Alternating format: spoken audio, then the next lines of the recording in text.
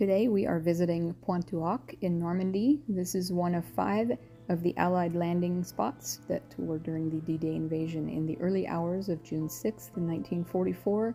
And this is one I had never actually heard of for some reason. In all my learning about World War II, I've been interested in World War II history since high school. I had never heard of this place, and so we actually added this to our itinerary sort of on the spot at the last minute when we were out at Omaha Beach, as it is only 7 miles further to drive out here. And what an amazing story this place has.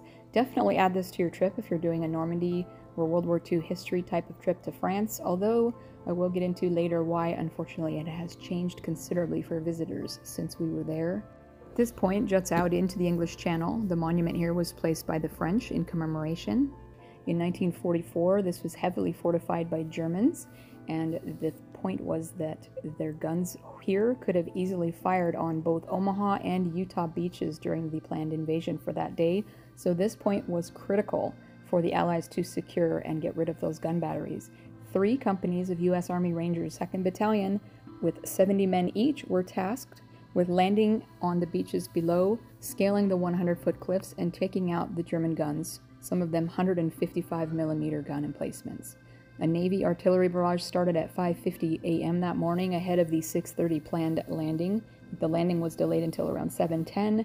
There were fairly heavy losses getting even to just the bottom of these cliffs, but by 7:40 a.m. the surviving Rangers had scaled the tops of these and fighting began, which took 2 days.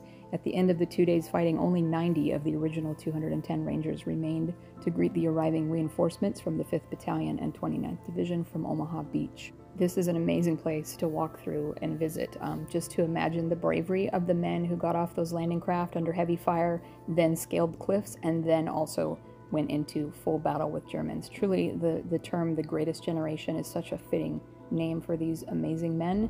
If you are seeing the D-Day beaches nearby, don't skip this quick drive out to this place. It is very much as it was left in 1944.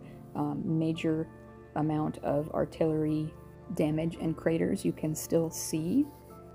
You can still see the cliffs much as the Rangers left them. The barbed wire is still in place, and the frighteningly large bunkers are still here, although many of them are now fenced off and you're unable to climb around on them, and I will explain that a bit later. If you visit by car, there is lots of parking here. There is a very large, like 3,600 square foot visitor center. It is open every day of the year, and I believe even on French holidays, but double check.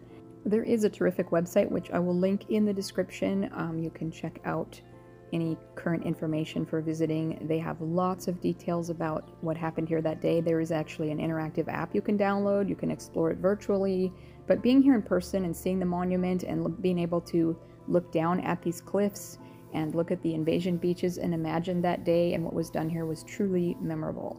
Unfortunately, since 2019, when we were here, much of what you see has now been gated off and people are no longer able to go up on some of these gun batteries and emplacements. We were able to pretty much wander them at will.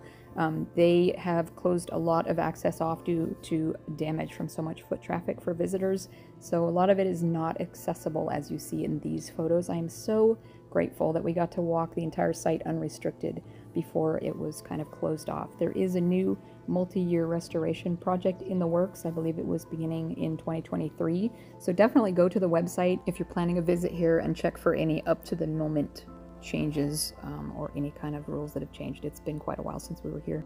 I hope this inspires you to visit this place, include it on a trip to Normandy if you are coming. Even if you're not coming here in person, you absolutely can and should go and learn about this important place on that amazing day in history and what these brave men fought and died for on that day in 1944.